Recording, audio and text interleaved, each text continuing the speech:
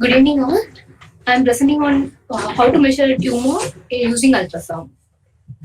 And to detect a tumor by ultrasound, a detailed clinical examination is must, and the tumor should be at least 1 mm elevated from the retinochoroidal surface. And height should be minimum of 2 mm for quantification. And use of ultrasound in ocular tumors is a non-invasive imaging tool, and it's adjunct to clinical examination in clear media. And diagnosis of tumors can be made by ultrasound. Accurately measurement the dimension of the tumors can be measured. And for follow-up, growth, regression, and response of the treatment, extraocular extension can be detected. Localized retinal detachments and calcification can be detected using ultrasounds. And the features to be noted are it can be broadly classified under 4 categories: topographic, quantitative, kinetic, and associated features. Topographic is location, layer involved, size, shape, and number. Quantitative thing is surface characteristics, measurements, and internal reflectivity. Kinetic, you can see vascularity, and associated features are exudative RD, its location and extent, vitreous seeds, and anterior scleral or optic nerve or orbital extension, any inflammatory signs, and calcification. And how to measure a tumor height? First, the tumor is centered in the base scan, and it should be measured using both longitudinal and transverse scan, and measured using a calipers. The sound beam is directed perpendicular to both the apex of the tumor and the inner sclera at the tumor base. So peripheral lesions are better assessed with longitudinal scans, and peripapillary lesions, axial scan and paraxial scan can be used. To measure the tumor base, transverse position can assess the circumferential diameter of the lesion, and longitudinal position of the probe can measure the radial or anteroposterior diameter. And the measurement should be the largest basal diameter using calipers. USG features of choroidal tumors. I'm giving an example difference between melanoma and hemangioma. The shape of melanoma will be dome-shaped, mushroom, or clustered shape. In hemangioma, it can be dome-shaped or diffuse. B-scan feature has regular internal structure in both. A-scan, low to medium internal reflectivity, and high internal reflectivity in case of hemangiomas. Exudative RD, extend from margin and away from the mass. And in hemangioma, the RD will be extensive and over the mass. Internal blood flow is present in melanoma and not in hemangioma. Acoustic halo at the base and steep angle kappa is a characteristic feature of melanoma. And internal increased scleral concavity and choroidal excavation can be present in melanoma. And this is an example which I took, the choroidal melanoma. The first picture shows the transverse scan, which measures circumferential or lateral diameter. And the next picture is a radial or anteroposterior diameter. It's a longitudinal scan. In this picture shows high surface reflectivity and low to medium internal reflectivity, acoustic haloing, and orbital shadowing, a steep angle kappa, and retinal detachment is present. And the concept I learned from this last 1 month is how to position the probe for various measurements and to measure any lesion, to differentiate between various tumors, and what is angle kappa. These all things I learned. And thank you. Thank you, Preeti. Since she was posted in diagnostic, I told her to take a ultrasound case which she had seen during the ultrasound. So what exactly is angle kappa, Preeti? Angle kappa is due to the acoustic haloing, due to solid homogeneous cellularity of the tumor.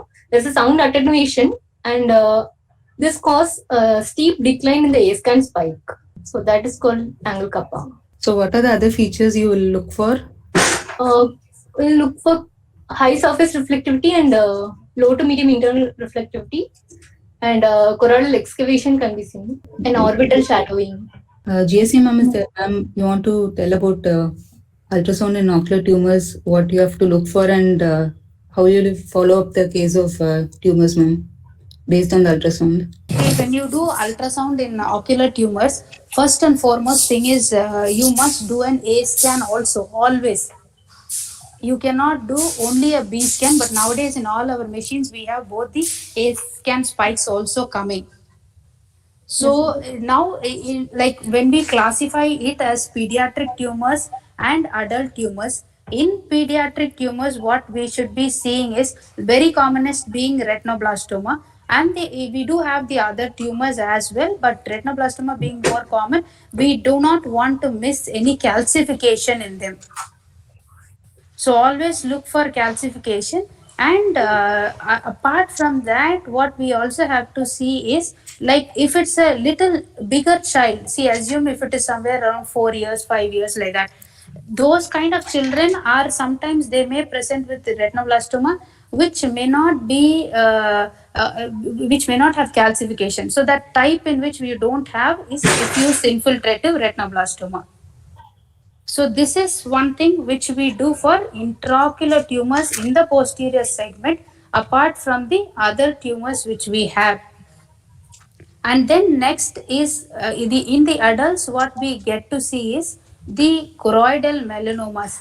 In melanomas, it is a solid tumor. See, you always have a doubt whether you are dealing with choroidal melanoma or choroidal hemangioma. So the best differentiating point would be, in a choroidal melanoma, the height of the tumor will be more compared to the circumference. On the other hand, in a melanoma, it will be the circumference will be more, the height will be less. So that is one thing. And another thing is the angle kappa, which has been already pointed out, because you have attenuation of the signal because the tumor is very solid. That is the reason. And in a hemangioma, because it is vascular, you have the trabeculase there. So in that, the thing will be uniform internal reflectivity will be there. You will not have one surface and one internal will not be there. But for a hemangioma, you will have it uniform. The surface and internal reflectivity will be uniform. And in both the situations, you will have a tumor detachment, may be a possibility in both the cases. If it is very minimal in a hemangioma, we may see it only on an OCT, not on an ultrasound, if you have very less fluid. But for a melanoma, you will have a fluid which will be there, which is exudative, that is there. And you can also appreciate if there is an extrascleral extension. So that is another thing which should be looked for in a melanoma, that on orbital mode we have to see. Apart from this, in these two tumors, we do not have anything else, because only if you have a breach, you may have some vitreous echoes which will be there. And then the surface of the thing will be dome shaped, that will be there in a melanoma. And if you are having a little irregular tumor, and in the posterior pole, most commonly it could be a metastasis also. Again, metastasis will not reach a height. So the height will not be more in that, it will be more of a flat lesion. So that is all from the point of melanoma to see, and hemangioma. And yes, please. No, ma'am.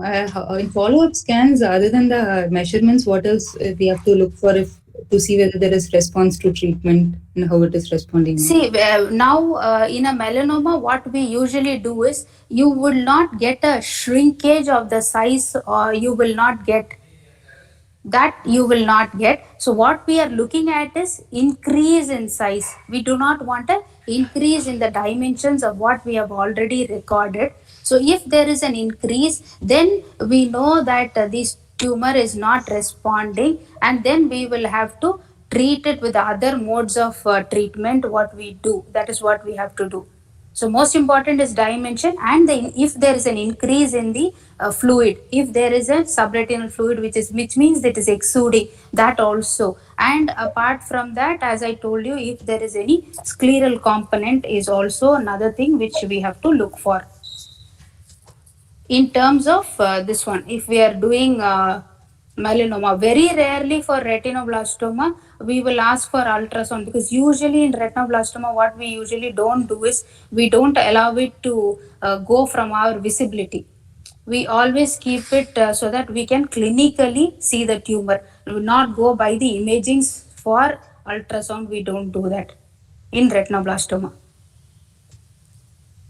Okay, thank you, ma'am. Thank you.